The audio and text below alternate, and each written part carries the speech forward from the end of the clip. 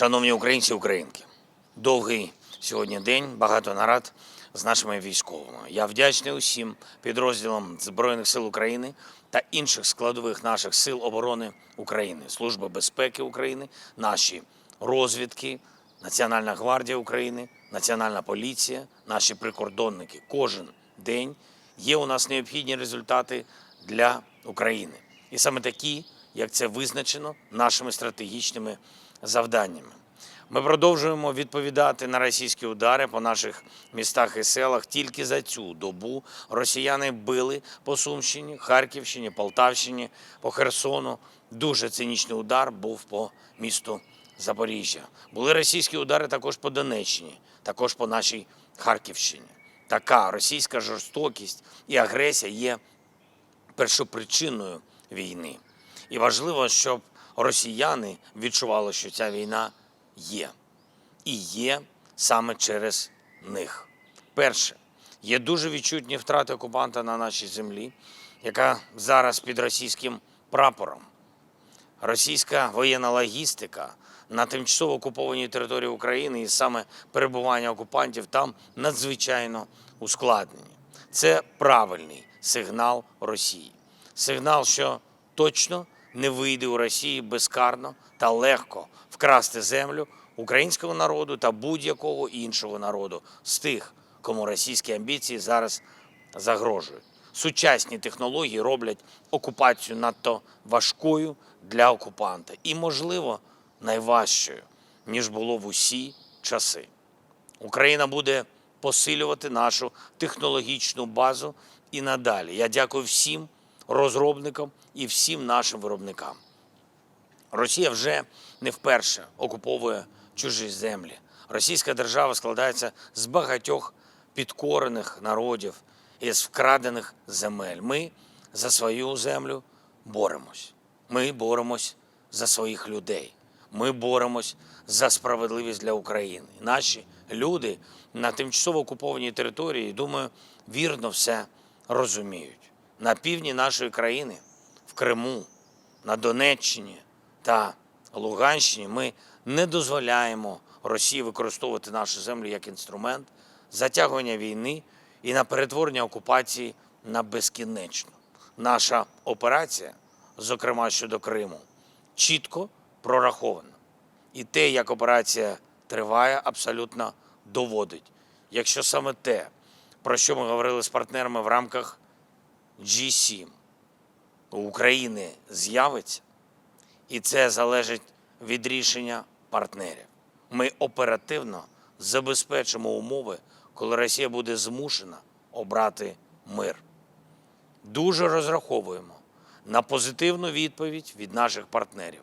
Вони чітко знають, про що йдеться. Зараз наші військові вибивають на тимчасово окупованій землі України і на території самої Росії те, що працює на російську війну. Те, що робить цю війну і російську агресивність взагалі можливими. Сьогодні була доповідь керівника ГУРМО, зокрема за результатами наших далекобійних санкцій середньої дальності. Розвідка здобула деякі внутрішні російські документи з реальною оцінкою того, що відбувається. І це оцінка самого окупанта. Наш план тиску болісно сприймається російським керівництвом. Ми досягаємо арсеналів. Поблизу Петербурга знищено значну кількість боєприпасів Балтійського флоту. Були подібні ураження і на інших напрямках. Ми досягаємо військових виробництв, як виробництво критичних компонентів для ракет у Воронежі. І саме тих ракет, якими росіяни б'ють по наших містах, по наших селах, по нашій енергетиці, по нашому життю. Або ще одна ціль, уражена ціль, завод в Чебоксарах, по якому відпрацювали ракети «Фламінго». Ми досягаємо все більше російську воєнну логістику. Також підтверджені ураження газових об'єктів в Оренбурзькому регіоні. Це понад 1200 кілометрів від фронту. Також і багато нафтових об'єктів по всій території Росії. Уражені і центри зв'язку російської армії, які стратегічно важливі для них і застосовуються в ударах проти України та в російських погрозах світу. Наказав нашій розвідці і армії працювати на випередження по тих об'єктах, які росіяни використовують для масштабування війни. Зараз російське керівництво тягне під Москву на Валдай та під Путінський міст через Керченську протоку більше ППО за рахунок ППО на інших напрямках. Тільки на Московський регіон вони стягнули сотні пускових для систем С-400, С-500 та панцирів. На Валдай стягнули з інших регіонів Росії майже 90 пускових ППО. Там ще формується спеціальна дивізія ППО, щоб берегти спокій російського керівництва. Для порівняння, на усіх інших напрямках в Росії, на інші їхні міста зараз по кілька пускових. Такі пріоритети. Захищають свою владу, захищають джерело цієї війни. Вже у більш ніж 60 російських регіонах є дефіцит пального. Є також сильне зростання цін на бензин, цін на дизель, якщо вони, звісно, в наявності є. Російські спецслужби вже навіть пропонують перенести або взагалі скасувати ритуал обрання Єдиної Росії в Держдуму.